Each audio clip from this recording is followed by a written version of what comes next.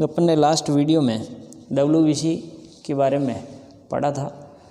WBC के types देखे थे।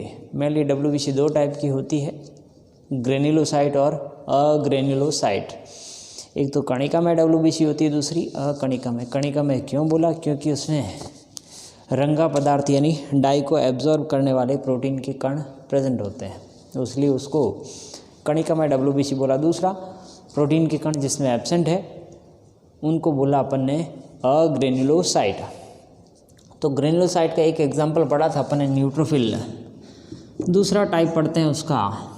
पहला टाइप अपन ने पढ़ लिया लास्ट वीडियो में, दैट इज न्यूट्रोफिल, न्यूट्रोफिल्स।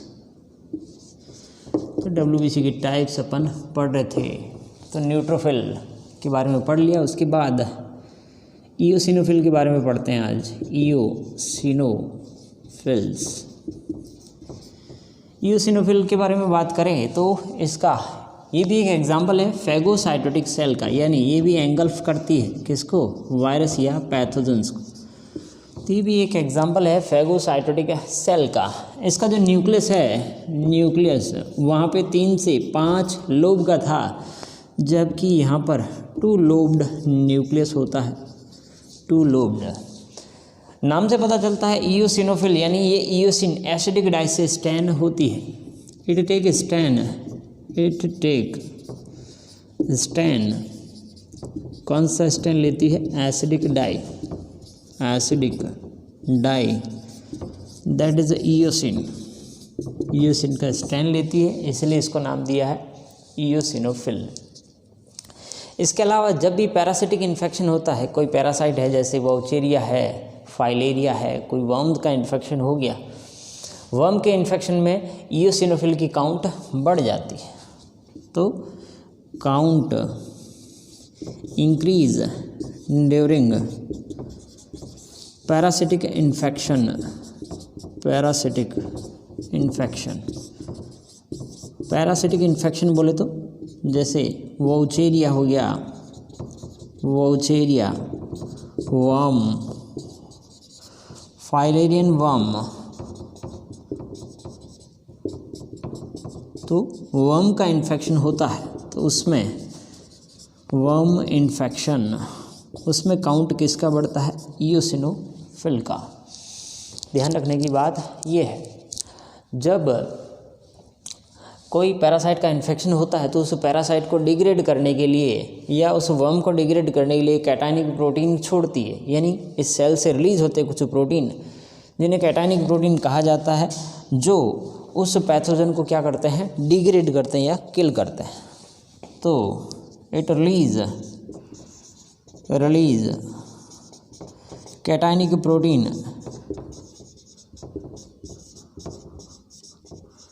तो प्रोटीन रिलीज करती है। तो बाइलोब्ड न्यूक्लियस का स्ट्रक्चर होता है, 2 ही लोब प्रेजेंट होते हैं, और पैरासिटिक इन्फेक्शन में रिलीज करती है क्या? Cationic protein. It release cationic protein during parasitic infection,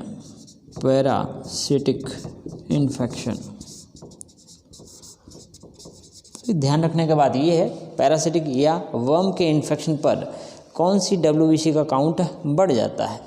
तो कौन सी WBC का काउंट बढ़ता है? इओसिन। इसको इओसिनोफिल क्यों कहा जाता है? क्योंकि एसिडिक डाई इओसिन से स्टैन होती है। तो पूछने की बात यही है, न्यूक्लियस कितने लोब का होता है, कौन सी डाई से स्टैन होती है, और कॉम्पिटिटिव एग्जाम में ये भी पूछा जाता है कौन सी WBC का काउंट पैरासिटिक या वर्म इन्फेक्शन में बढ़ जाता है। तो ये ध्यान रखना है, दैट इज इओसिनोफिल। दूसरे नंबर की WBC। कुल मिला के न्यूट्रोफिल के बाद इओसिनोफिल का काउंट ज़्यादा होता है आपके ब्लड में।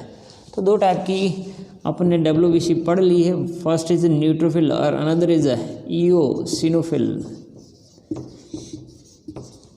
थर्ड टाइप डिस्कस करते हैं बेसोफिल्स।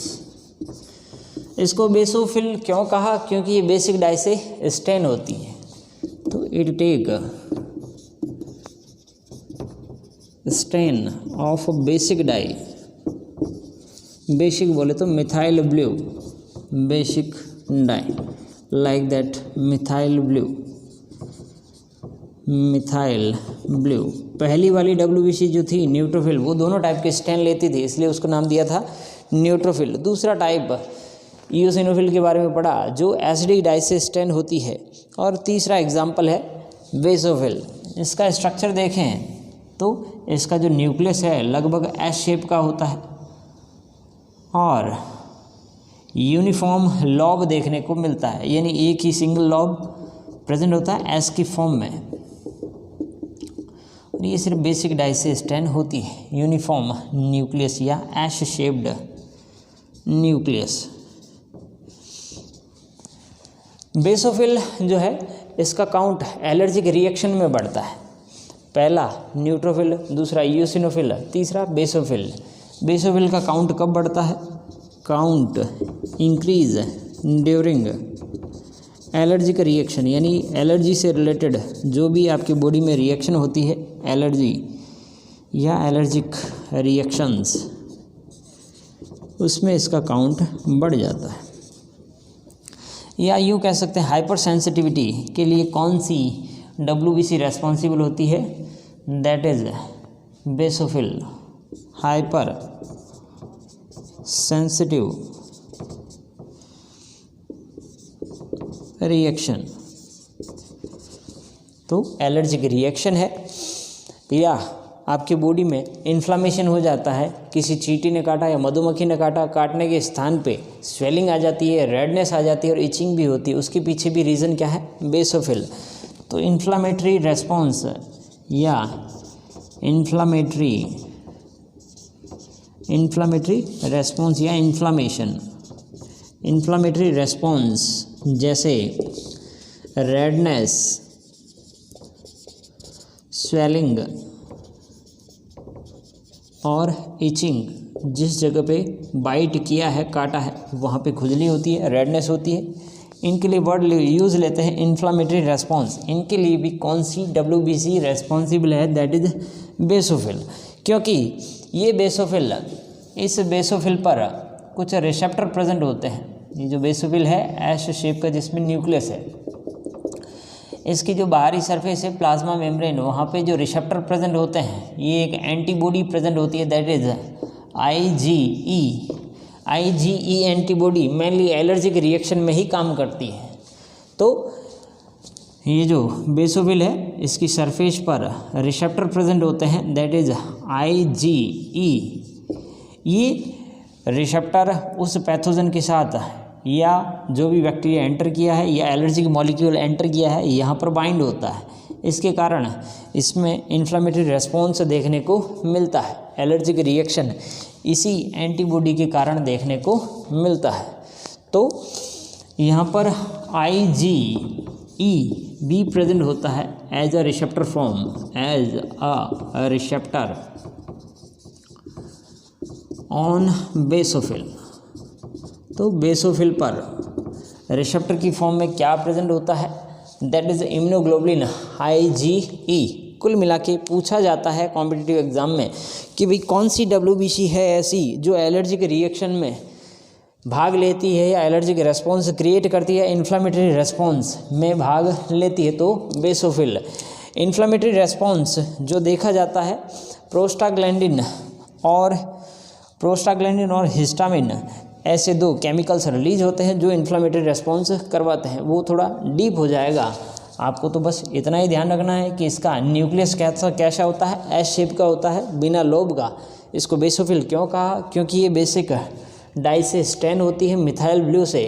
इसका काउंट कब बढ़ जाता है? तो एलर्जिक रिएक्शन में। इन्फ्लामेटरी रेस्पॉन्स में कौन सी WBC काम करती है? तो ये ध्यान रखना है, दैट इज बेसोफिल। तो इसको थोड़ा ढंग से नोट्स बनाएं और रिवाइज करें। तब तक मैं अगले वीडियो की तैयारी करता हूँ। Thank you.